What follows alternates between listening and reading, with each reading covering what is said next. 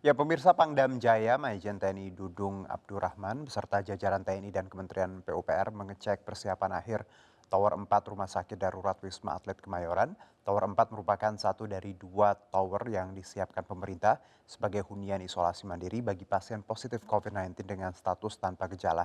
Bagaimana kesiapan dan fasilitas yang ada di Tower 4? Langsung kita simak laporan rekan Lineke Etsiki serta juru kamera Sugi Cahyadi dan Rizky Yulianto. Pemirsa, pemerintah terus berupaya untuk memperluas ruang isolasi mandiri bagi mereka yang terpapar COVID-19 dengan status tanpa gejala. Salah satunya adalah dengan membuka dua tower baru yang ada di Rumah Sakit Darurat Wisma Atlet.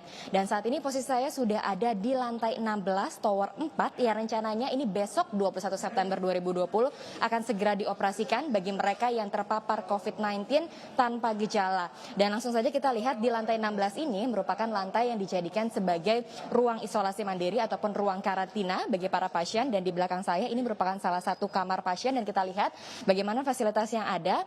Ketika kita masuk ke dalam kamar ini langsung terlihat ruang tunggu ataupun ruang tamu yang sudah dilengkapi dengan sofa, kemudian juga ada fasilitas seperti wifi yang dapat digunakan oleh para pasien COVID-19.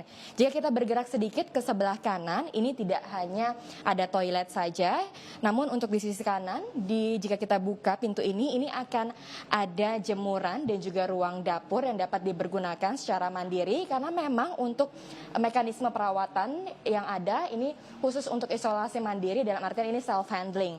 Tidak hanya itu saja, di kamar ini total ada sebanyak 2 ruangan yang dijadikan sebagai tempat tidur, dan jika kita lihat ada 3 kasur yang disediakan, namun untuk idealnya ini hanya akan diperuntukkan bagi 2 orang saja atau 2 pasien saja.